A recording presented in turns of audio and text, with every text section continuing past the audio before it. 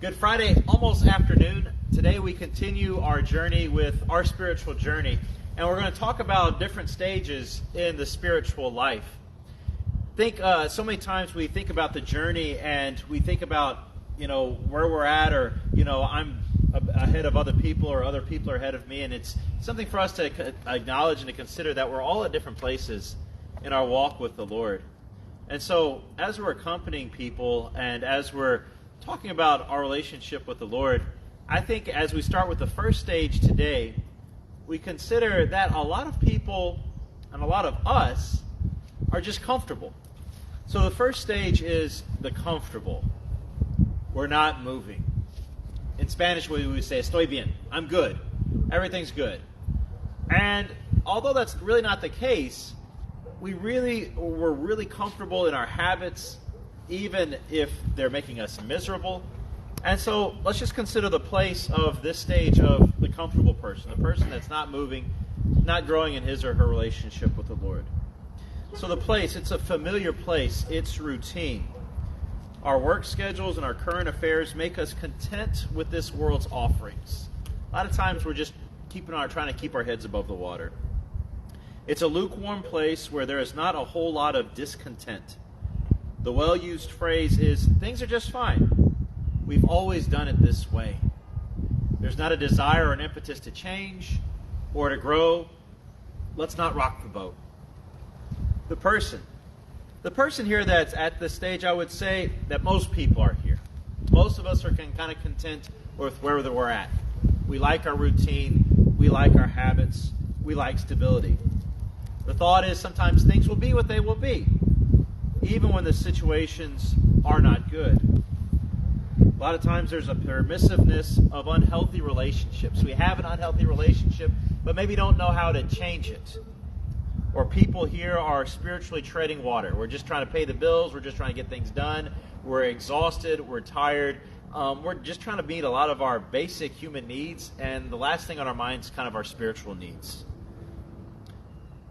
The person at this stage prioritizes comfort over all things. Will I be comfortable doing this? And are repulsed by anything that's different. People here do not want to be bothered or disturbed. So anything that says, hey, I need to grow, hey, I need to change things, hey, what I'm doing is not functioning right now, they don't want to hear it. And so maybe some next steps, or maybe you have a spouse or a child, or there's a person that you run into that Catholicism thing, I don't need that. The relationship with God, I don't need that thing. A couple of steps to consider, maybe a couple of questions to ask ourselves to kind of pry us out of that situation. What would it look like for me to be a saint? I think even as Catholics, as we go to church every day, so many times we go to confession and we say, well, I didn't kill anybody. Okay, we didn't kill anybody, but are you a saint? Well, no. What would it take for Philip Brune to become a saint? What would that look like? Do I even want to be a saint? Is that a direction in which I'm heading? Because remember, only saints are in heaven. No one else. Is there anything about yourself with which you are discontent? A lot of times in this stage, the comfortable, the not moving, we can take something that we're discontent about. I think as we start the new year, maybe our weight or our relationship with God or whatever, it takes a little bit of discontent to say, hey, I really want to change this. I really don't like where I'm at right now. A person who's completely content, hey, why move? You're content. So to get out of that stage, to be able to say, the lie is, everything's okay. I'm content. Is that actually the case? Am I actually content? Or are there areas in my life in which, I wish things could be better there? Another one, do you know there's a spiritual journey?